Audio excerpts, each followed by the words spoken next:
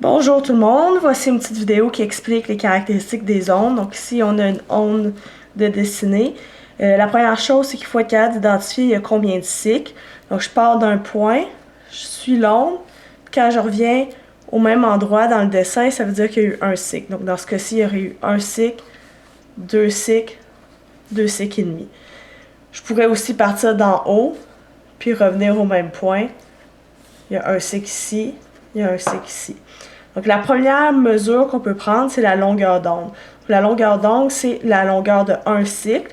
Donc, je pars d'un point jusqu'au même point sur le dessin. Puis la distance entre ces deux points-là, c'est la longueur d'onde. Donc, ici, j'aurai une longueur d'onde.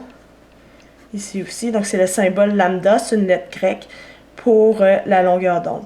Donc, si on est sur un graphique, on peut compter le nombre de cases selon comment c'est gradué. Si on n'a pas de cases, on prend simplement une règle puis on le mesure.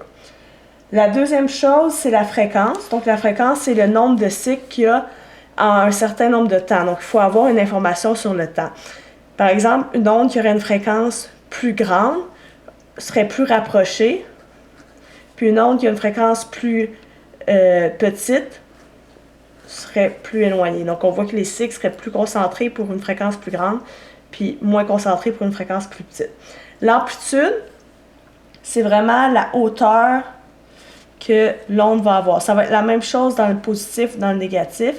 Donc, on prend l'équilibre, donc l'axe au milieu de l'onde, puis la distance entre le maximum puis le milieu, ou la distance entre le minimum puis le milieu, c'est l'amplitude.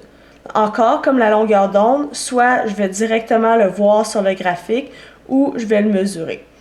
Ensuite, il reste la période. Donc, la période, c'est l'inverse de la fréquence. Donc, j'ai encore besoin de connaître le temps pour le trouver. Donc, une fois que je connais la fréquence, je fais 1 divisé par la fréquence. Ou si je connais le temps, c'est le temps divisé par le nombre de cycles. On va faire un exemple. Donc, si j'ai l'onde ici, j'ai des informations sur le graphique. Puis, on va aussi dire que cette onde-là, les mesures qui ont été prises, c'est pendant 15 secondes. Donc, la première chose que je pourrais faire, c'est trouver la longueur d'onde. Fait que je vais avoir un cycle ici. Donc, j'ai deux options. Soit je vais mesurer ce cycle-là, il est combien? 1, 2, 3, 4, 5, 6, 7, 8. On pourrait dire que c'est gradué en centimètres, par exemple. Donc, la longueur d'onde serait 8 cm. Je pourrais aussi utiliser la formule. La longueur d'onde est égale au nombre de cycles divisé par la distance totale. Excusez, la distance totale, je suis en train d'inverser, divisé par le nombre de cycles. Donc ici, ma distance totale, ici j'ai déjà compté que c'était jusqu'à 8. 12, de toute façon c'est écrit, c'est 14. Donc la distance totale c'est 14, puis le nombre de cycles c'est 1. Puis là ici, j'ai un demi-cycle, 3 quarts de cycle, mais j'ai pas 2 cycles au complet. Donc c'est divisé par 1,75. Donc si on fait 14 divisé par 1,75, ça devrait nous redonner 8. L'amplitude, graphiquement, je vois que c'est 3. Ensuite, je vais aller trouver la fréquence, donc le nombre de cycles divisé par le temps.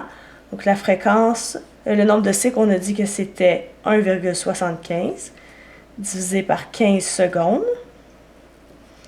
qui va me donner le résultat pour la fréquence. Et ensuite, si je veux trouver la période, c'est l'inverse, donc ça serait 15 secondes divisé par 1,75.